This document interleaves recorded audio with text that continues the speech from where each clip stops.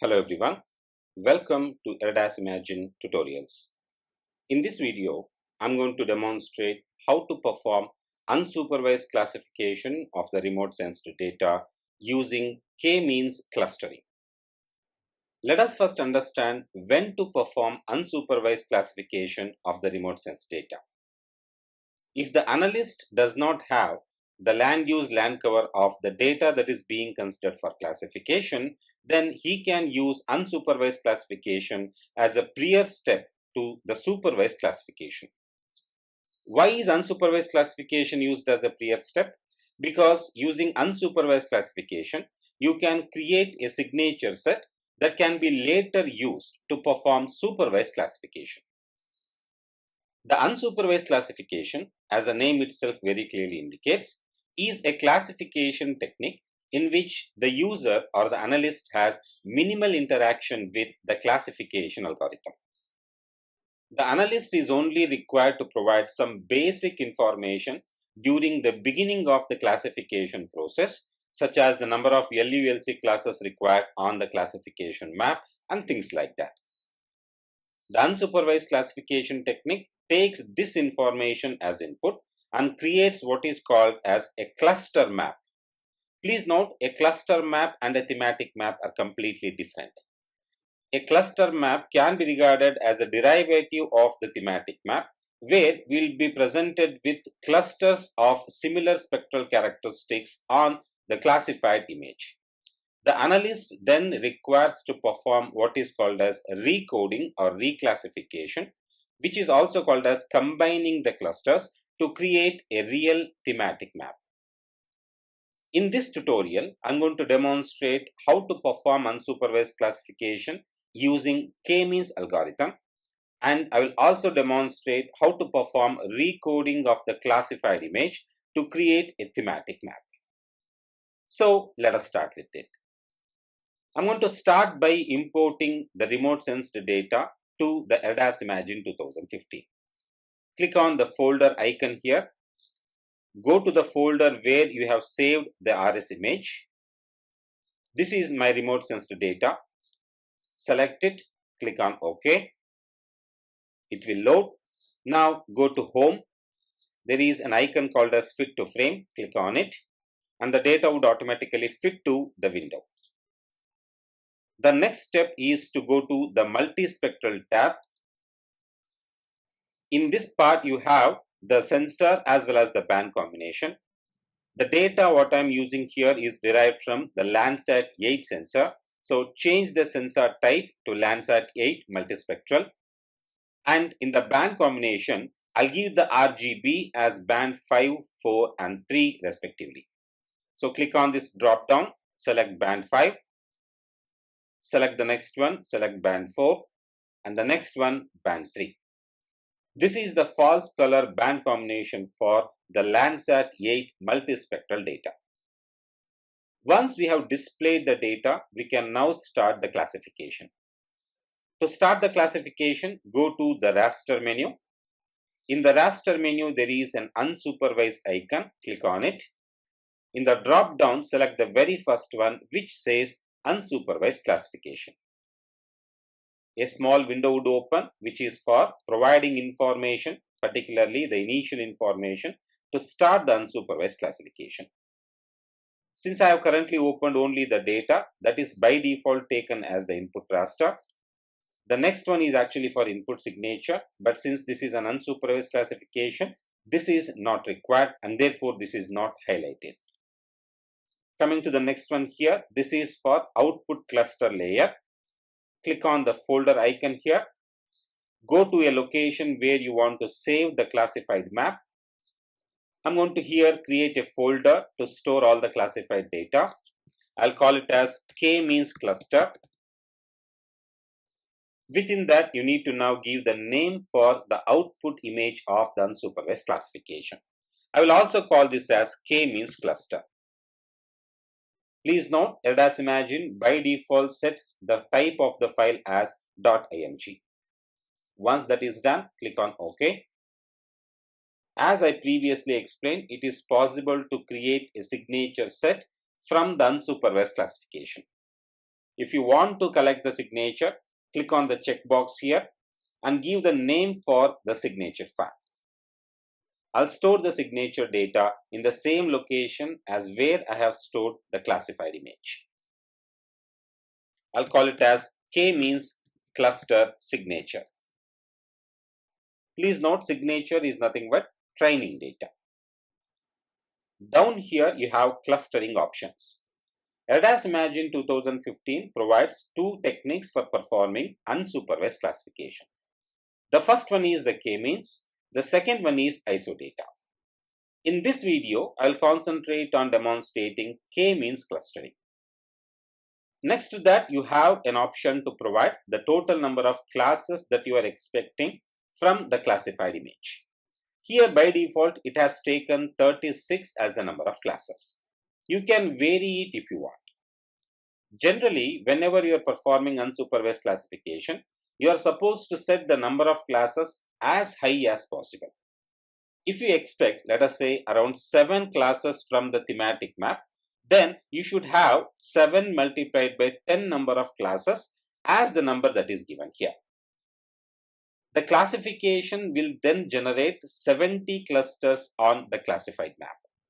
The user or the analyst is then supposed to perform recoding or combining the classes to create a thematic map. In this particular demonstration, I'll concentrate on 4 classes. So either I can leave this number as it is, or I can change it to, let us say, 40. Down here you have initialization options. If you click on that, you will have a small window opening. In this, you have the initialization measures. You can start the initialization either along the diagonal axis or the principal axis. Principal axis is the best option here to set that. And coming to the scaling, since you do not have information about the data, it is better to set the automatic for scaling range. Then close this window. Come back to the next button here, which is for color scheme option. Click on it. Another window would open. This window will enable you to create a cluster map that will derive the colors of the bands as per the band combination that you will be given here.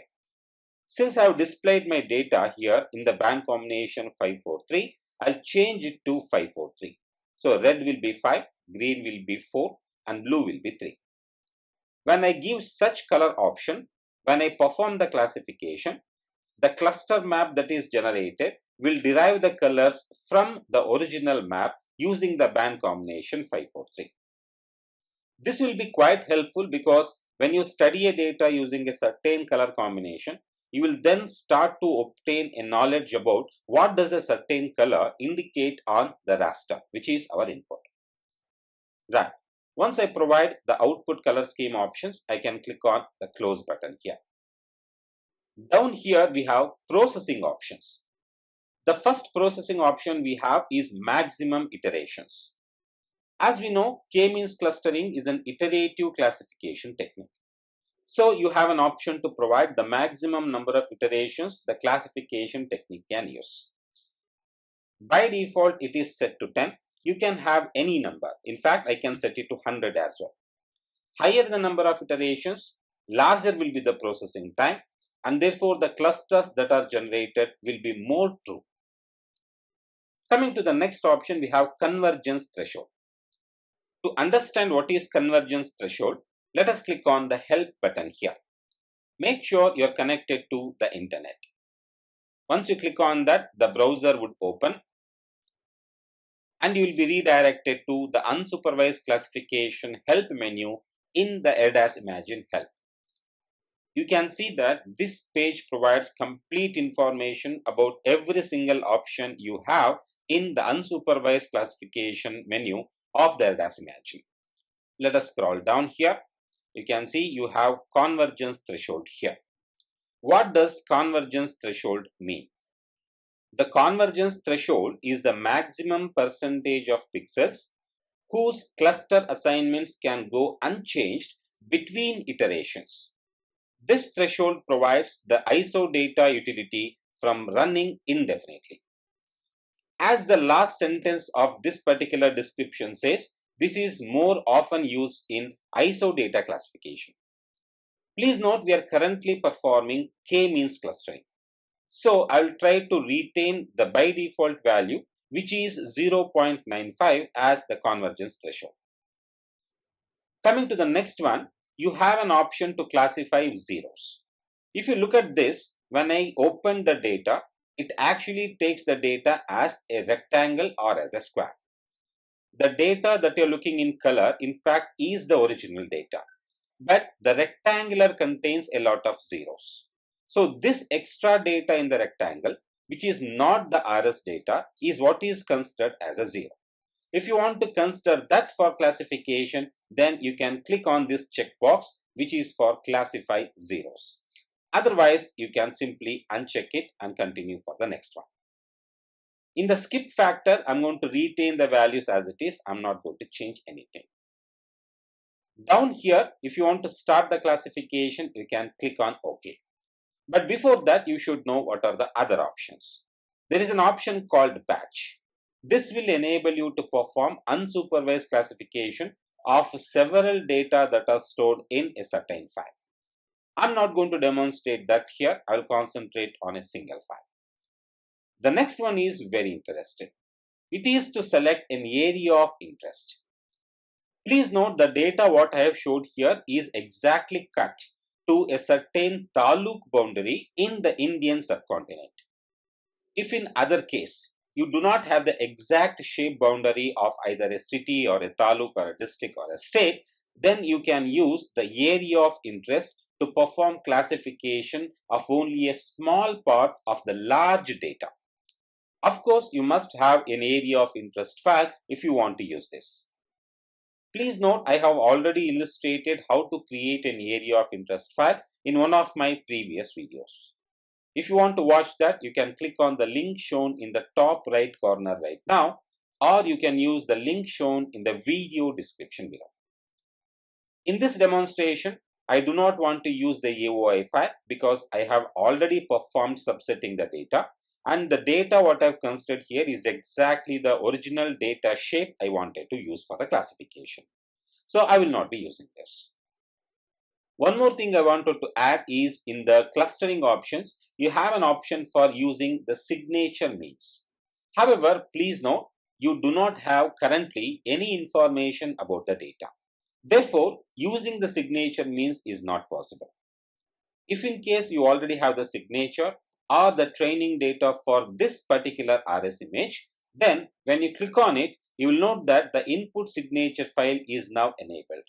You can click on this icon and provide the signature file to start using the mean values from the signature file. For this demonstration, I currently do not have any signature means, so I'll be selecting initialize from the statistics option. With that, we have now understood the menu option for unsupervised classification. Let us now click on the OK button to start the classification process. You can see that the process list appears, and this shows the processes that are currently going on as well as the processes that were previously completed. You can look at the third process here. We are performing the k-means clustering and we are currently in iteration 6. We have provided an iteration number of 100. So this will continue to process the data until the iteration number reaches 100. However, we must also know that we have provided other convergence options. For example, we have set the convergence threshold as 0.95. Once the convergence threshold reaches 0.95, then the unsupervised classification will be abruptly stopped because there are less than 5% of pixels changing the clusters between each iterations. In fact, if you did notice at all, we only went up to iteration number 8. We did not even reach 10 iterations because the convergence threshold was reached. Well, now you can see that the progress has reached 100%, which indicates that the classification is complete. Now you can close this window. Let us now open the classified map generated by k-means clustering. Once again, go to this folder icon, click on it.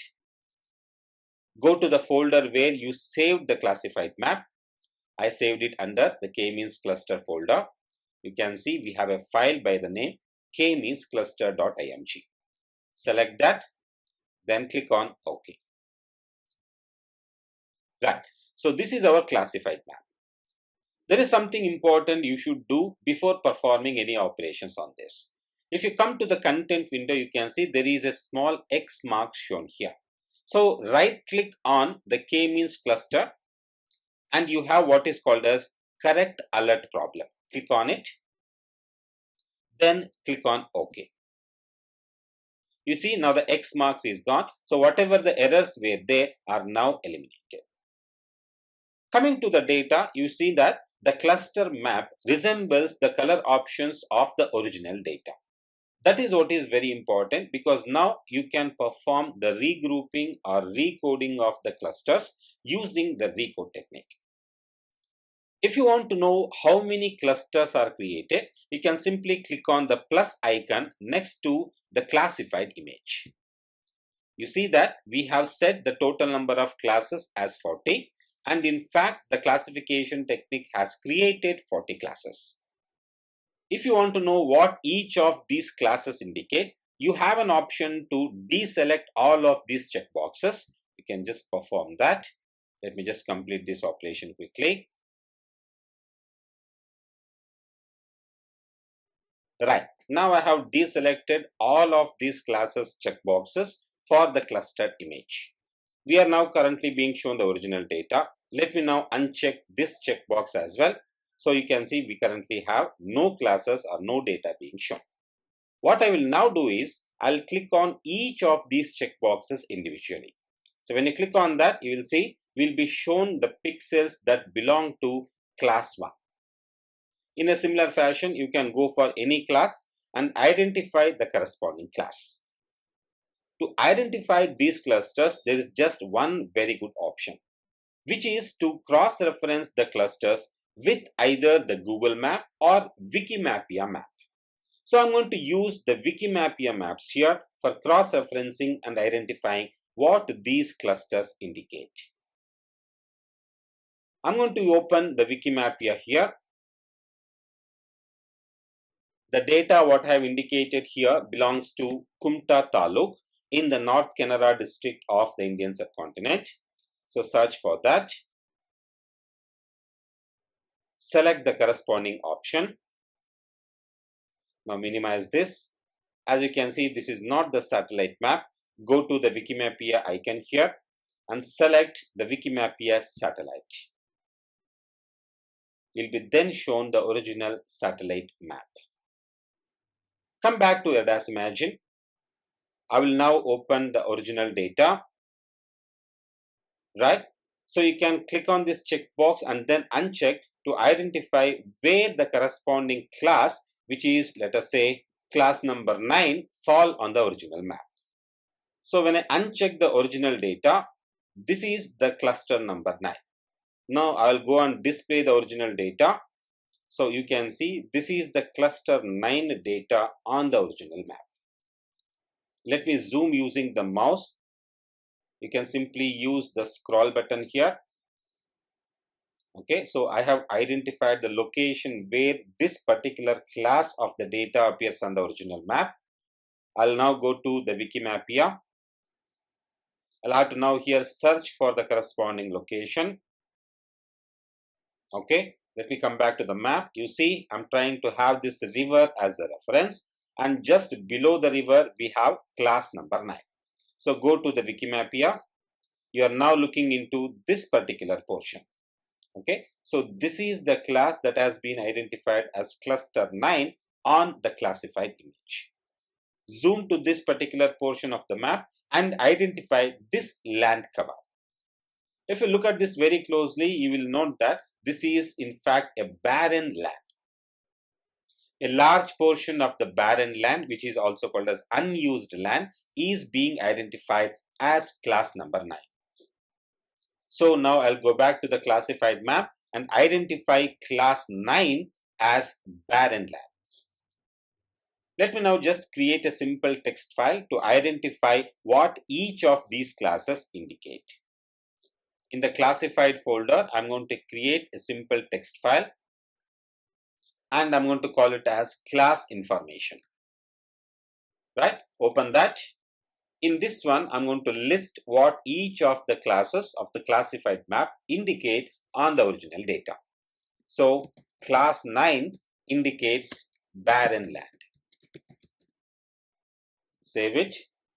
Come back to the Erdas Imagine. So class 9 is done. Let us now move on to some other class. Let us say I'll go to class 17. Now I'll disable the original data. I'll fit this data to the frame. Right. We can now see that the class 17 spreads around the complete Erdas data in quite thin manner. Let us now display the original data, zoom the data, and identify what that particular pixel combination represents. This particular class, as you can see, is representing edges of the class boundaries on the original map. I have been studying this data for a very long time. So using my knowledge, I can say this particular class represents vegetation. So I'll go back to the text file and I'll write class 17 represents vegetation. Save the file, come back, and you have to now perform this for every class that is generated in the unsupervised classification. So at the end of all this analysis, you will have a text file where you will have the information of what every class in the classified map represents. Once that information is available, then you can go ahead and perform what is called as recoding.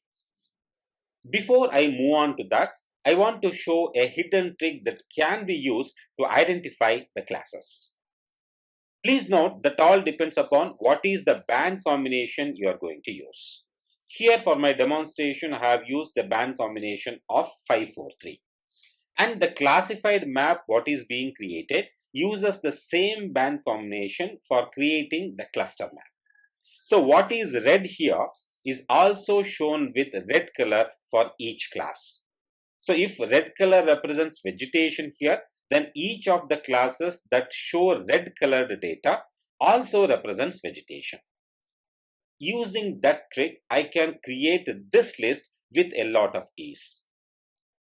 So I can now say that class 1 to 8 belong to vegetation. So I'll go back to my text file and I'll write class 1 to 8 belong to vegetation. Please note, vegetation itself can be classified further into different classes. However, for my demonstration, I'm going to restrict the number of classes to a maximum of 4. If you want an absolutely detailed classified map, then you should have a very large number of classes and you should analyze each class very specifically by cross-referencing it with the original data as well as either the Google or Wikimapia maps. So coming back to my classified image, class 9 is previously already identified as barren land. So let me scroll down. Class 10, 11, 12, 13, 14, they all have a shade of red. So I can select all of them and I can decide they all belong to vegetation. So class 10 to 14 belong to vegetation. Come back. Now let me uncheck all these boxes because class 15 represents a little different shade of green. So click on it, zoom to the corresponding pixels. Okay, so you can see that this particular class is indicating a certain color which is shown with green. With my knowledge, I can tell you that this all belongs to agricultural fields. So green in the data represents agricultural fields. So come back, you can see class 17 also indicates a shade of green. Class 19 also indicates a shade of green. Then we have class 24 indicating a shade of green.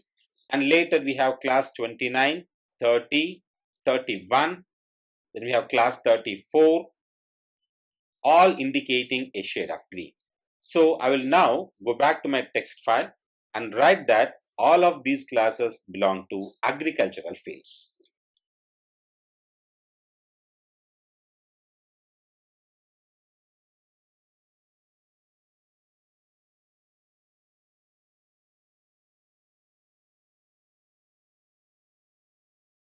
Right. In this fashion, you are supposed to make sure every single class in the classified map is properly analyzed and is identified as a land use land cover on the original data. Once that is done, we can now go for recoding or combining the classes to create a proper thematic map. To perform the recoding within the raster menu, go to this small icon which is for thematic. Click on this drop down menu. Scroll down to recode. Click on that and you will have a small window. Here, as the input file, you should provide the classified map.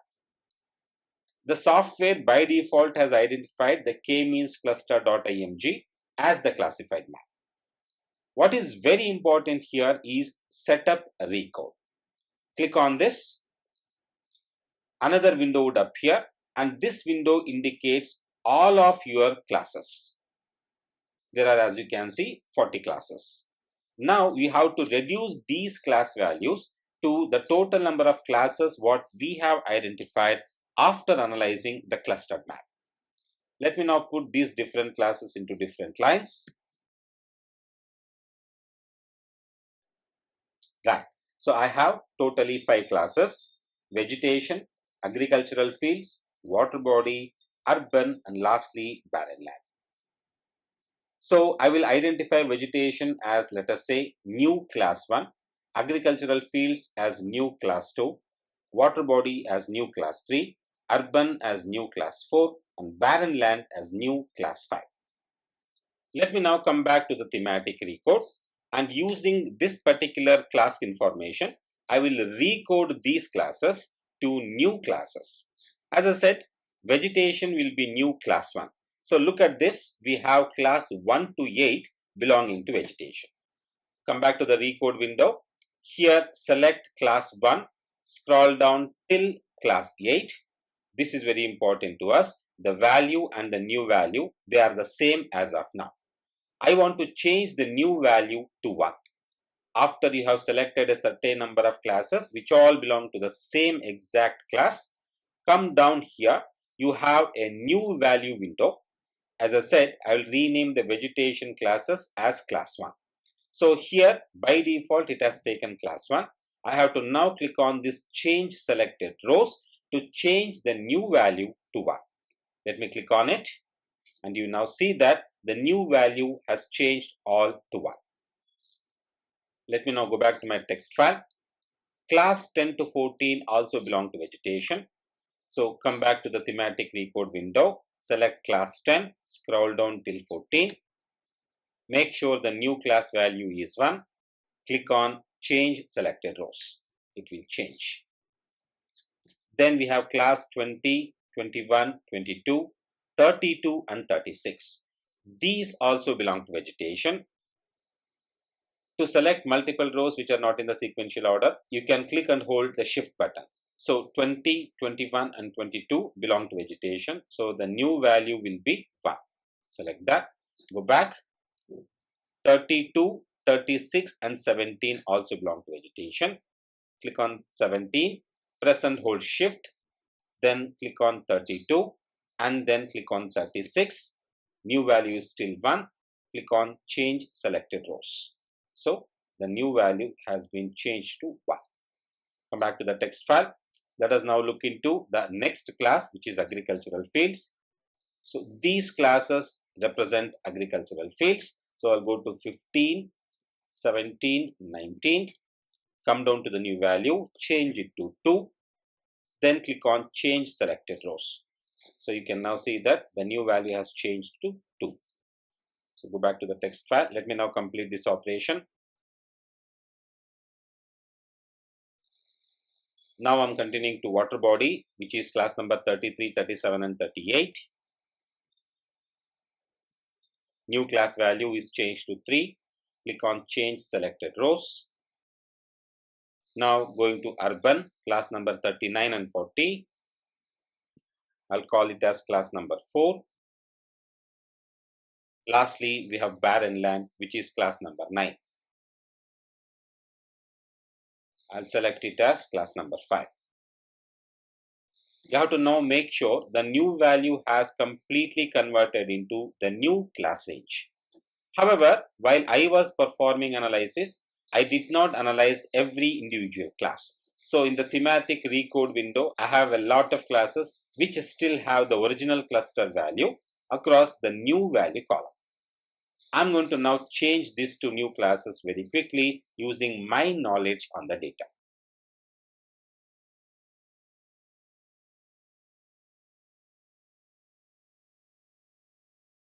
Right. Now I have converted the new value column to the range 1 to 5 as per what I have identified on the original data. Once that is completed, you can now click on the OK button to start the recoding or combining of the classes. Coming back to the recode window, let us now provide a name for the output file. So click on this folder icon here. Go to the location where you want to save the recoded file. I'll call it as k-means cluster recode. Click OK. Here we have set the data type of the output as unsigned 8-bit, which is in fact the same as that of the input. No change here. If you want, you can ignore zeros in the statistics, but I'll set it to default and let it be as it is. Now click on OK to start the recoding.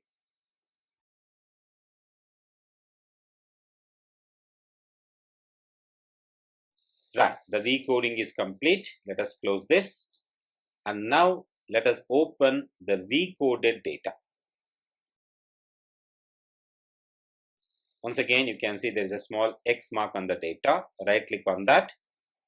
Then click on correct the alert problem. Click OK here. Right, that is gone. Now let me fit it to frame. Right, now this is my recoded classified map. But however, I'm pretty sure you will get confused of this because this is all a shade of red. We can eliminate this problem by recoloring the classes. Go to the reclassified data, right click, select display attribute table, bring it a little up. Now we already know what each class indicates. If you don't have that information, you can refer to the text file. So class 1 is vegetation, and let us say I'll display vegetation in red. So go to row with number 1. This indicates class 1. Class 1 is vegetation.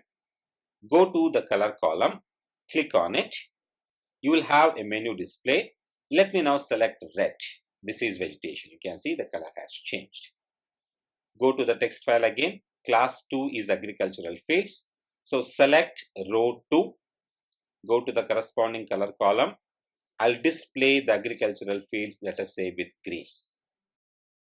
The third class is water body. Go to row number 3 here. Select the color column. I'll display water with blue. The fourth class is urban. Go to row number 4. Select the color column. I'll display urban with cyan. Lastly, the class 5 is barren land. Select row number 5. Go to the color column. I'll display barren, let us say, with red brown. Okay, once that is done, you can close this. Let us save this. Right. You see, now we have converted the cluster map into a thematic map.